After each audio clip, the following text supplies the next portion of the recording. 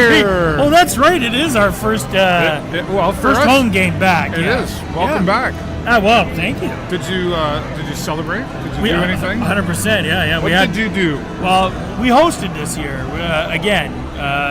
It's been a few years since we've hosted New Year's at our house. Right. But we used to host all the time, and then some friends kind of complained that we were always hosting, and so we said, all right, fine, you can host this year. And it was a train wreck. Well, it was. Why didn't I get invited? I don't know. You got invited. What are you talking about? Not to New Year's Eve, I didn't. Nope. Get out. Nobody said, David, you and Jennifer should come over. Seriously? Like, I probably couldn't. I couldn't have gone, but at least give me the opportunity to say no. Hello, everybody. Welcome to Progressive Auto Sales Arena. Tonight, the Sioux Greyhounds are in the house of the Sarnia Sting. This has been one of those games that has been anticipated, coming for quite some time.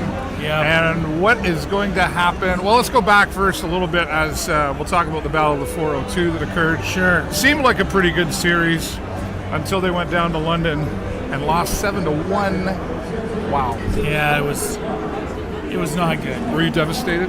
I was upset because honestly, I thought the game we played against them here was a fairly strong game. I mean, I thought it really was. We sort of had their number, and they, kind of had ours at the same time. And I think it was a well played, strong, aggressive, good old fashioned hockey kind of hockey game. It was. There was a little pond hockey stuff going on there, but I mean, I thought overall it was a fast paced. It was an exciting game to watch as a fan.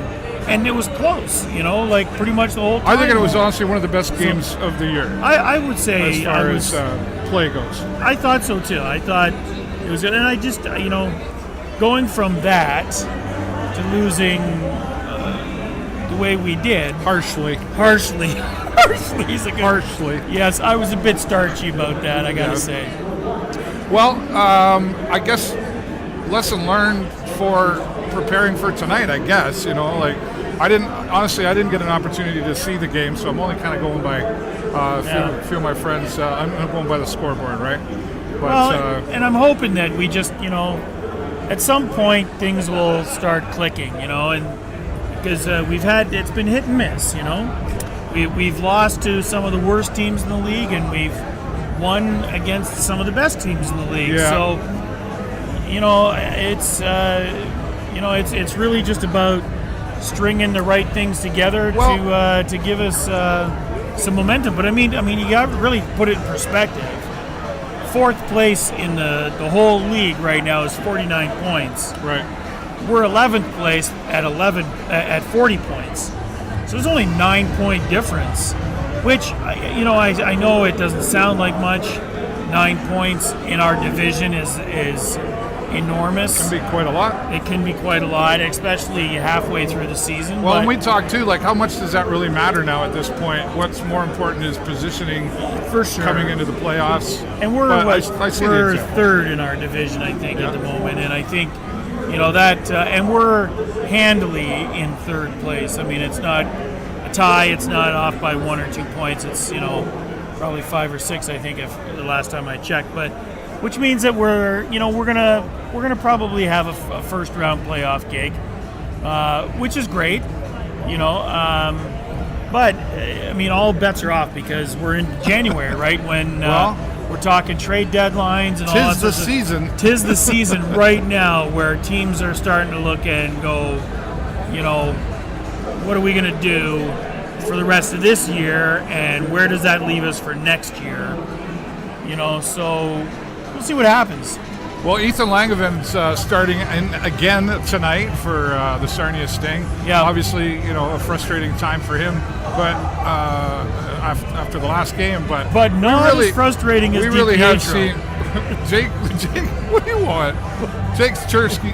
I can't even say anything. Sandwich guy. The sandwich guy. Jake's over there making faces at us. Cheese sandwich Jake guy. Yeah. So thanks, Jake. Yeah. We were talking about goaltending and yes, and frustration. Frustration after the last game because prior to that, and it took him some time to warm up out there, But the last few games previously, we've really seen, and even some of the Sting players have commented how he was dancing on his head, so to speak, for sure, and doing a fantastic job of. And I don't think we can fault him for that. London clearly got our number, and we got outshot a bit, and Ethan maybe wasn't quite on his game, but I mean he's played an awful lot of hockey at an awfully high level for a 17-year-old kid. Are we setting the bar a little high, maybe? I don't know. I don't know. I mean, I think these guys come out setting their own bar. For sure. I mean, and all these players often get compared to previous Justin Fazios, 100%, and the Jordan Kyrous and all that have been there before recently. I mean, we talked a lot about that at the beginning of this season this year. We heard Justin Fazio, Jordan Kyrous. But we also tend to blame our goaltending. I mean, it's unfortunate when the team loses. When a team loses, they quite often look at the goaltender and say, "Wow, you let in that one extra goal." Well, interesting, and I should have brought the video tonight, but after the last game here against London when the Sting won, Sean Jostling was the number one star player of the game. Yeah. And we had a post-game interview with Sean, and which you can go and see that on our Facebook page. But I asked him the question. I said, okay, that's great. You come out one, that's awesome. Still, you have to, when we win, we tend to go, yay, great. Do you still look back at some of the other things you still need to improve? Yeah. Because you can be sure that London was watching those videos. Oh, I'm sure they were. And honestly, his comment was, we need to still tighten up our defense a little bit more. And you know what? And again, we've talked about this over many seasons.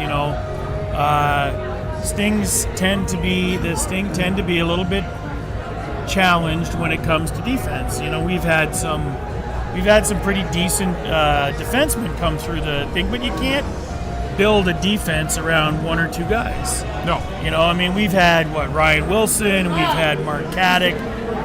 We've had a string of very, very strong defensive players, but you can't. It takes a team to win or lose. That's the truth. Well. No Lion team, I know. I'm just I'm taking a quick look here. I want to pull up the. Oh look, we're live. Oh look, it's us. We're live. Look at me. Look at you. Look at me. Look at you. What? I wanted to bring this up. This is brought to you by our friends at Blackwater Coffee. Sting lineup tonight is Calvin Martin, Jamison Reese, and Braden Guy, and then Ashton Reeser, Colton Kammerer. Yep. And Reeser and Kammerer are a good back end, I think, at the moment for sure. Yeah, well, it's what do you have you watched much of the Sioux Greyhounds? I mean, this is a team that's consistently they've been consistently strong over the last several seasons. Yep, and they're always sort of the. And are they feared by the fans? You know what, I think all around. I mean, they're a strong team. They've always been a strong team. They, tend to be top of our division. And the fact that they're in our division makes it that much more challenging, right? We have the most challenging division to play in. Well, let me interrupt you about that. I want to ask you about that because I think I would agree, just based on conversations I haven't really myself looked that closely at it, but you have said that for as long as probably we've been doing this. What is it about our division that makes it always the toughest out of the rest of the divisions? Why can't the other divisions become as tough? What do you think that is? I don't know. I don't know that I can really put my finger on it. I know that when we talk about the Sting and and the Sioux and Saginaw, and if you think about it, it's sort of like when you put a bunch of rough things together and kind of churn it, they all make each other better, and I think that's almost one of the things, we tend to have. Saginaw has always played fairly aggressively. And they recently beat the Sioux. Yep, and the Sting have typically had a fairly aggressive team as well. We play well, hard on the body, and we aggressive team. And the Sioux very much in there as well, with that aggressive style of play. And I think that because we play in that division where that seems to be the standard, I think that particular style of hockey tends to be a bit, harder for the other divisions to match up against. Okay. And I think that's it. I think, you get... A precedence has been set? I think we've got some really, really strong teams, some long-standing traditions of good, strong teams. And I think that what happens is that, that helps the division be better, in the end. I don't know. So what do I know? So I'm really just I don't know why I asked you. No, but seriously, we'll say, so is that sort of, to Reader's Digest that, if you play against better players, you become better? I think that's the case. I really do. I think that's, so I have a son who plays basketball, and he's a tall guy, right? And he had the choice at the beginning of the year to either play, or last year, he had the choice to move up and play senior basketball, or to stay and play his final year of junior basketball. And he's a pretty decent player. In junior, he would have been probably the top of that group. Okay. But if he had played up, he would have been the youngest guy on that particular team. And there would have been a lot of guys ahead of him. And I really tried to encourage him to go up to senior, because he might not have gotten as much play time, but in practice and stuff like that, he's now being seasoned by people who have already played longer, know more, are better. He's got things to learn. If you're the top of the thing, what do you got to learn? Do you know what I mean? So I think that's one of those things in this particular division. It's, you're playing against other teams that are, dominating, and you learn experience. And it just, it can't help but rub off. Would that apply to me? Like if I put skates on and went out and played against like a Sting player, would I get better at hockey? Let's put it this way, right? Let's put it in perspective, right? I mean, you pulled me out of the stands and you put me in the spotlight next to you, and I'm just getting better for it. Oh, see, you make me look good. And I thought you made me look good, but I would say surround yourself. I shouldn't say this, but I'm going to give you a compliment. If you surround yourself with people who are smarter than you, you'll look great. I don't know. Fair enough. No, in all seriousness, I hear exactly what you're saying, and I think that holds true too. And a lot of the conversations I've had with friends of ours, mutual friends, etc., hockey fans, they do tend to say, this is one of the toughest divisions. The toughest division in the OHL. And the scores show it. I mean, we play against Central Division teams, and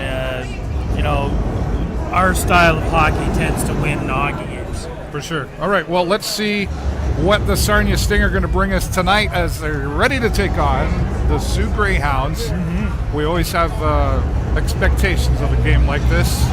And it's just going to be hockey, I think. I think it's going to be some hockey. And hopefully, I'm sure the Sting know what they're in for here tonight.